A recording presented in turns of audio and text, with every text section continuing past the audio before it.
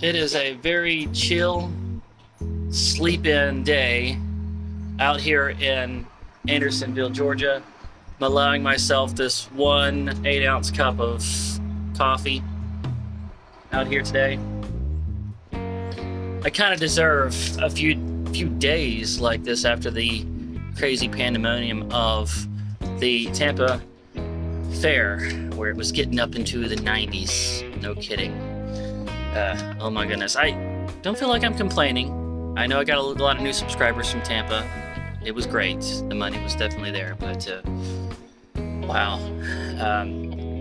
Anyway, so on my way back to East Tennessee, I remembered the historic Providence Canyon and Lumpkin, Georgia, as well as all the historic stuff around Andersonville, and decided to go ahead and go the hour out of the way and see if it really was the way I remembered it. And I'm happy to tell you guys it is just as rustic, just as shade tree, down home, southern hospitality as I remember, if not more so.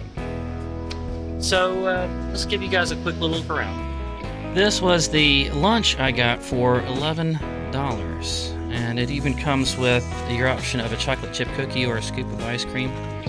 And that was today's special. So I'm in the screened-in porch next to the general store where I got it from, and this is where I bought my lunch / breakfast. It's 12 o'clock. It was lunch, but I slept in. I'm calling it breakfast. It was really lunch. Going in.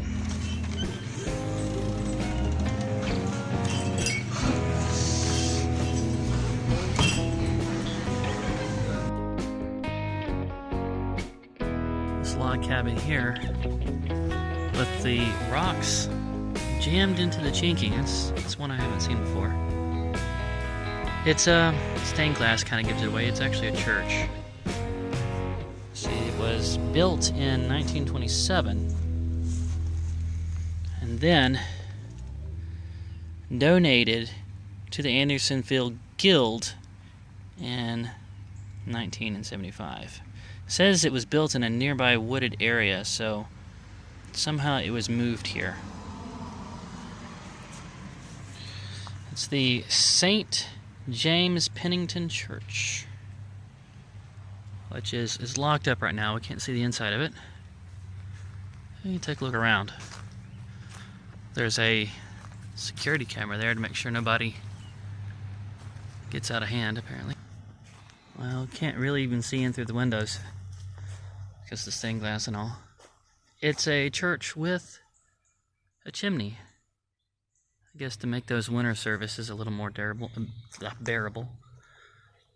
Can't speak today. With all the retrofitting I'm seeing on here, I'm guessing it's probably still in use to some extent. It's even got a propane tank. Also, I'm noticing the very modern tar paper shingles on the roof there. So, yeah, it's may have been originally built in 1927, but it's had some updates. Probably from when it was being moved. Well, they moved and updated at the same time. Even the chinking looks a little more updated. I like that, the way the top of the chimney has got that cap on it, with plenty of open sides around it. And then behind me there is a gazebo. Gazebo? What is a gazebo? How do I destroy it? Just cast fire spells. Fill it full of arrows. Hack it with an axe. No effect. The gazebo is still there. All my friends out there that have played D&D will understand that joke. I'm not really a fan of gazebos. I don't think I would ever build one. You know, I just think it's a lot of work for not a lot of comfort. I would go more with a large pavilion than to put all this work into a gazebo. Just as we saw a log cabin that turned out to be a church. Now we're seeing a church that turns out to be a village hall. The looks of this, it was definitely a church at some point though. It had to have been. Back to where I had lunch. This side there is Andersonville Antiques with a padlock on the door. And then next to it, Easterland's Antique Store. So it looks like you can't really go in that door right there like you would think, but there's an adjoining hallway. And this side is open. Let's see if we can make our way over to the antique area. Alright, looks like, yeah, it's open. We can go in there. So here we go. Look at this. Nice. I'm in familiar territory now.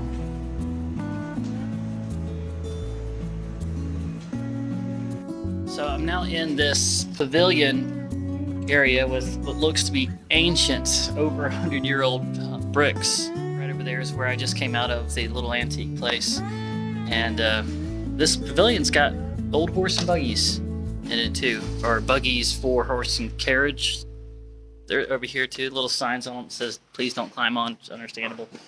Found a few things while I was in there. Cookbooks, I found this one, this Life of Georgia cookbook. Could not find a copyright date on it, but it does say Life Insurance Company of Georgia, insuring the South since 1891.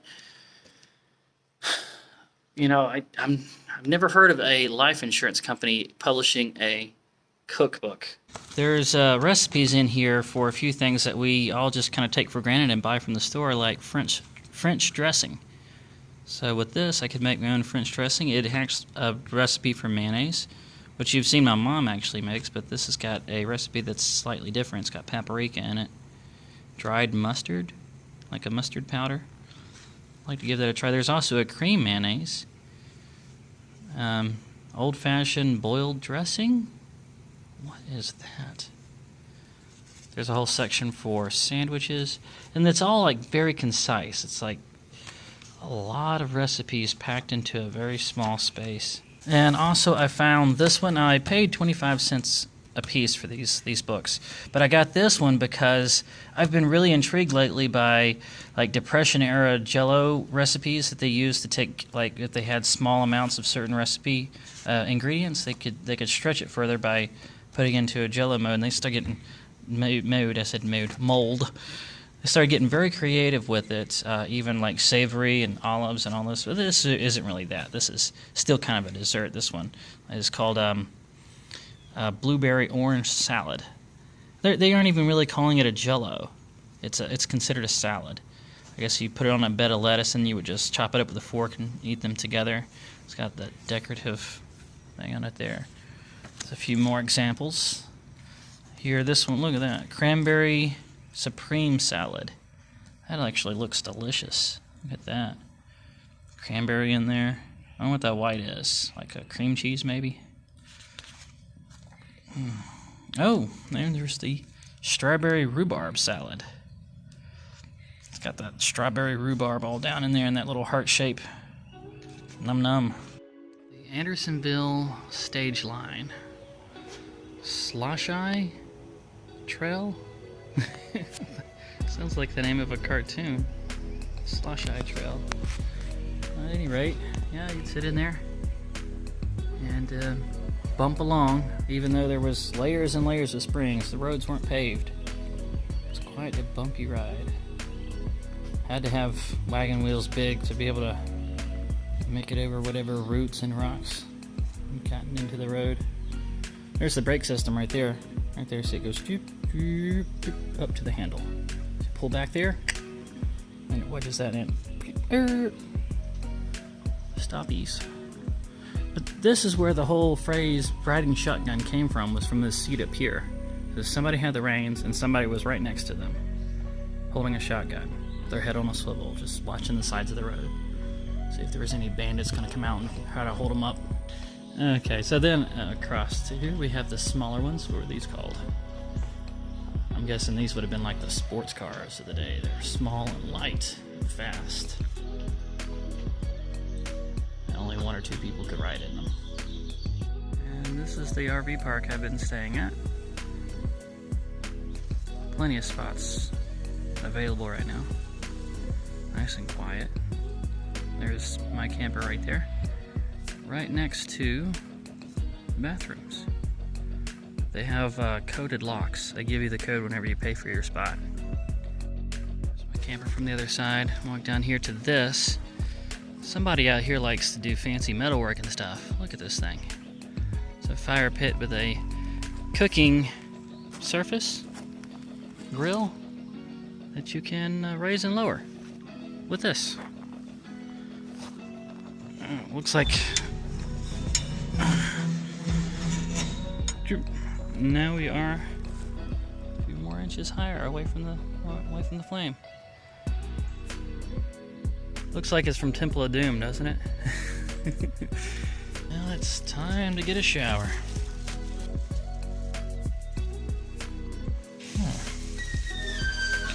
Not bad.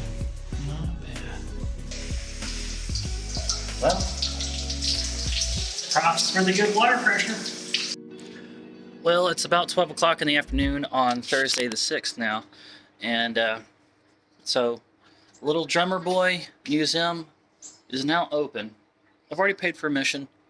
Let's go in there.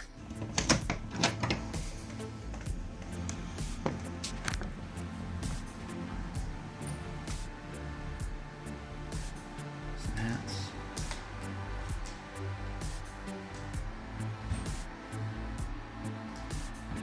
Well, they have revolvers. The thing about the Civil War was that if you compared the weaponry and naval fleets from the beginning of the war to the end of the war, it was like a different age. Everything advanced very quickly. You had the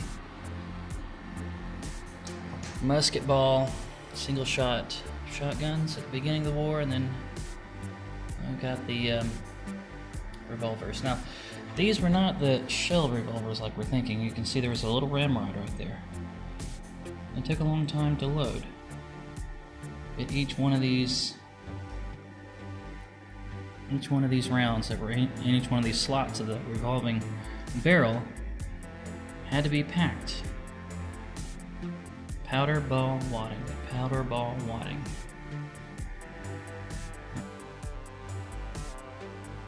Oh, is this a surgeon? Oh, medical officer surgeon kit.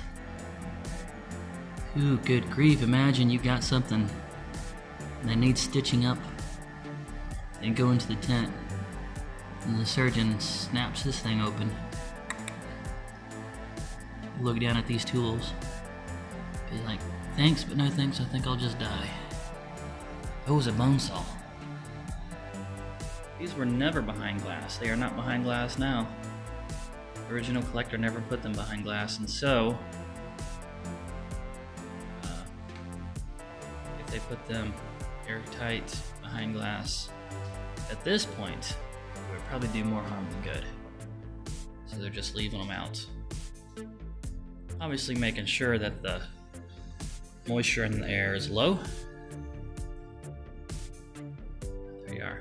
This one right here, you wouldn't have imagined this kind of uniform being worn in the Civil War, but it was. It looks like a Turkish uniform, doesn't it? Let's see, this one was called Fire Zaev? I don't know how to pronounce that. This picturesque uniform was the most popular of all uniforms in the early part of 1861. It was copied from the French, and its resplendent colors enticed many young men to enlist. This particular uniform was worn by one of the firemen who formed their own regiment.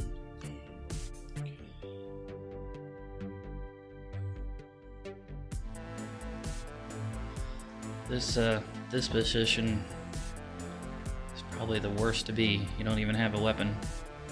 You're just carrying around this giant drum here. The drummer boy. Yeah, we're keeping time with the men marching in line to their death. Probably yours too. U.S. artillery officer. Well, that's why he's not carrying a gun. He was in charge of the crew that loaded the cannons. That would have been one of them right there. He's got the big ramrod in his hands. Imagine kids this small. That was an actual uniform. Over here in the middle of the room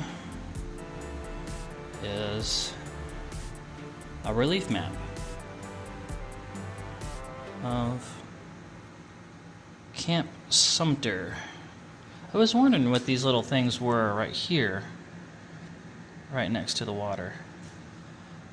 I'm realizing now those are actually bathrooms. Yeah, those are bathrooms. That's where you were expected to go, number 1 and number 2, right there into the water. And from what I understand, that's where they got their drinking water too. Hopefully they got their drinking water upstream of the bathroom. Oh my goodness, that's awful. Oh man. Okay, and there's the gallows. How often? There was 13,000 soldiers that died here in this camp.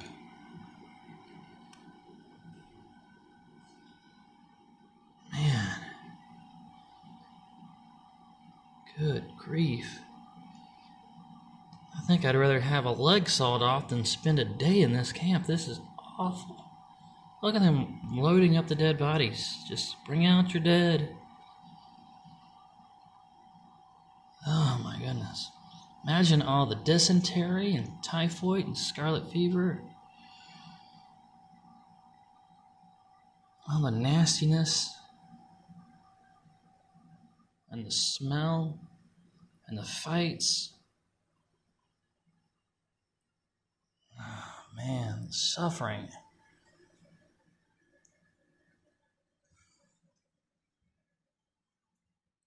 Imagine dying of starvation like this. These guys look like skeletons. Are they still alive? This happened in America. And nowadays we got people that are concerned with the name on a box of rice in a grocery store. And that's the thing they decide to fight about. Never imagining what people only 150 years ago went through. This map doesn't even have the embattlements with the cannons pointed at the camp and the extra fences. The 2 extra fences. You don't even see that here. Look at this. Every 15 feet or so, there's another guard tower. These angry Confederate, probably youngsters, out there in the heat just watching all day long, begging for a chance or an excuse to shoot you if you get out of hand. There's even a barrier to keep you from getting to the fence. Right there. You weren't allowed to go past that. Okay, that's enough. I think I'm going to end out my Andersonville video here. And I didn't realize this until I saw the flyer that they gave me going into the museum. But all of this is Andersonville here. And really all I've done so far is walk from, this is the RV park where I stayed at. So you guys saw this. This is the church that looks like a log cabin, and the gazebo, and the city hall that apparently once was a church. And I think I've eaten lunch right here. And this is where we are right now, Little Drummer Boys Museum. Right? And that's all that's been in this video. But it actually, oh, there's the there's the pavilion where I showed you the wagons. But that's as much as I have time for on this video. But really, I could spend another day here going through all the rest of this. And so that is that's just going to have to be sometime in the future. So if you've enjoyed this at all, make sure to indicate so by giving me that thumbs up. Subscribe if you haven't already. Make sure to turn on notifications by hitting the bell, selecting all. I will talk to you down in the comments, and look forward to seeing you in the next one.